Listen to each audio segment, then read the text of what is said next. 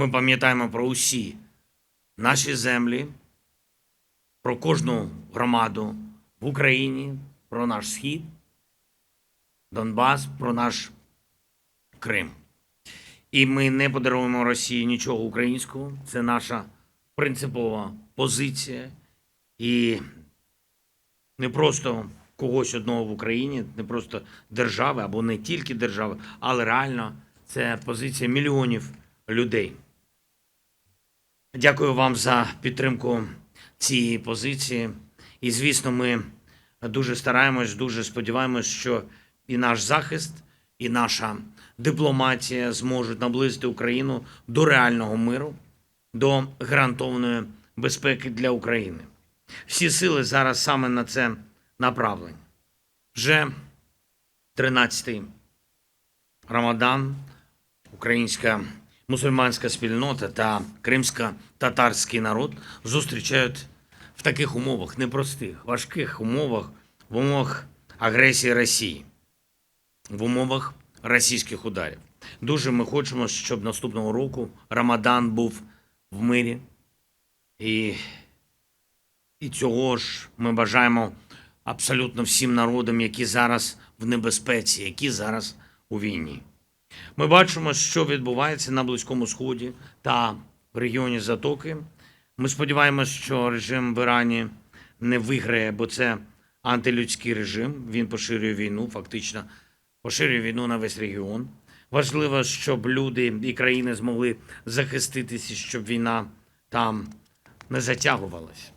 І я дякую кожній державі, які реально допомагають захисту життя. І нашому захисту тут, в Україні, життя інших народів. Ми пам'ятаємо, ми всі абсолютно протистоїмо одному злу, тим, хто руйнує життя, тим, хто зневажає людей. Недаремно Москва і режим в Ірані були такими близькими. І їх об'єднує те, що людей не поважають. Ми всі в Європі, в світі маємо бути результативними в захисті від саме режимів таких. Ми повинні бути результативними, щоб життя вигравало. Ми підтримуємо тісні контакти з нашими співвітчизниками в окупованому Криму, особливо з активістами, членами Меджлісу кримськотатарського народу та регіональних меджлісів.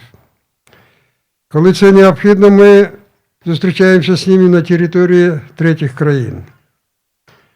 Згідно з інформацією, яку ми отримуємо з різних джерел, переважна більшість наших співвітчизників, понад 900%, а за іншими оцінками близько 95-96% корінного народу Криму, незважаючи на шалену російську пропаганду та каральні заходи окупантів, залишаються вірними своїй країні, моляться за успіхи Збройних сил України і надалі.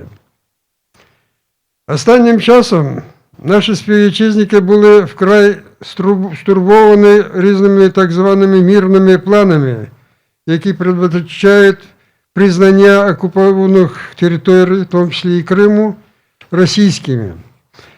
Але ваше, пане президенте, в віді звернення до народу України 25 листопада минулого року, в якому ви оголосили, що, вступая на посаду президента України, ви давали присягу охороняти суверенітет і територіальну цілісність нашої країни,